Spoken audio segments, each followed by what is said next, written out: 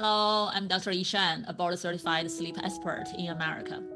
So I went to the sleep conference in East Coast last month.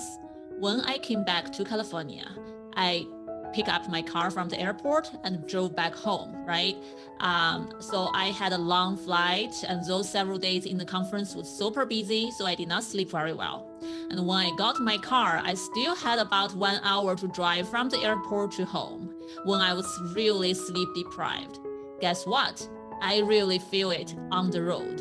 And I constantly find myself hitting brake really hard because I did not pay attention that I got too close to the cars in front of me. I've been driving for years. It rarely happened to me. And that day, when I was extremely tired, I really feel it so strongly. And that just makes me so scared now when I think back. What if I got myself into a car accident? What if I hurt someone else and hurt myself just because I did not sleep enough and I react so slow when I was driving? So basically that day, I turned myself into such an unsafe driver on the road. So when I study sleep, as a sleep expert, we all know actually drowsy driving can be something really dangerous and harmful. How bad it is? So according to a CDC study, basically 1 in every 25 drivers in America said they have fallen asleep when they drive, just within the past month. Another research from the National Highway Traffic Safety Administration, they made an estimation based on their stats that drowsy driving actually should be responsible for at least 91,000 car crashes and almost 800 deaths in 2017, just within that year. Think about, that's a huge number. That's a lot of lives. And think about those people get hurt, got killed, and those families who lose loved ones just because drowsy driving. So drowsy driving may be worse than what we imagined. It's a hidden risk for most of us. So who are at most risk to become a drowsy driver? Of course, like me, right? Someone who just did a long trip and still adjust the time zone, or who were super sleep deprived for a while. And shift workers often sleep deprived themselves, or they are not able to sleep according to their own circadian rhythm. So research shows people who sleep 6 hours or less every single day, or people who snore a lot, are more likely to fall asleep when they drive. So this tells us you really need to care about your lifestyle, your sleep habit. Are you deprive your own sleep because you have to do other things? Also, do you have a sleep disorder that really get into the way of your driving?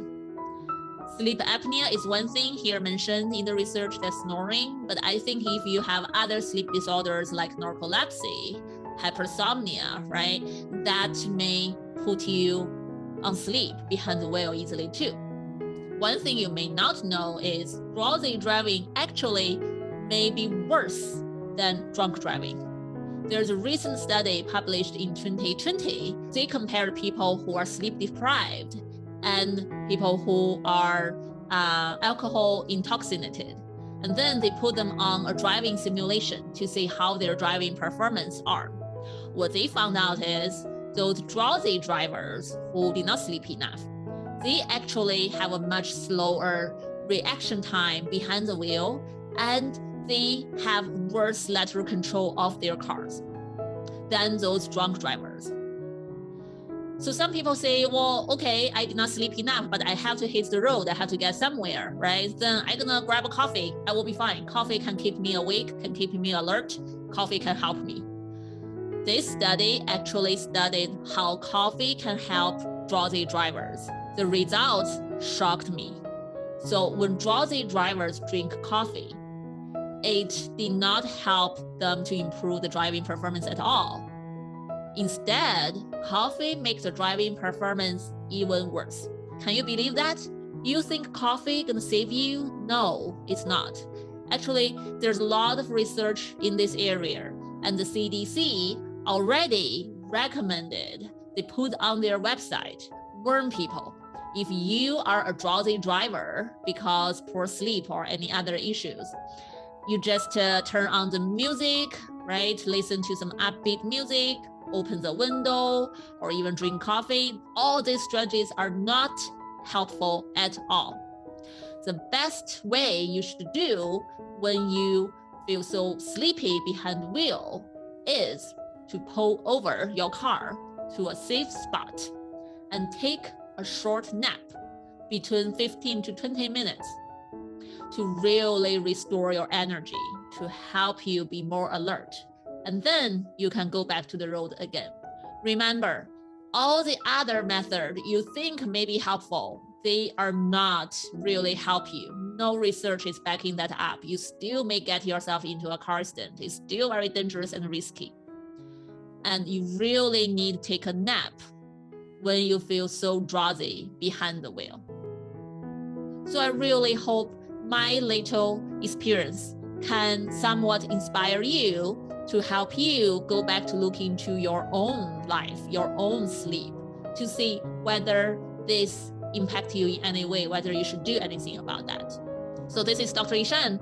If you like my podcast, please feel free to subscribe it and leave a comment to me. I have insomnia course, both in English and Chinese.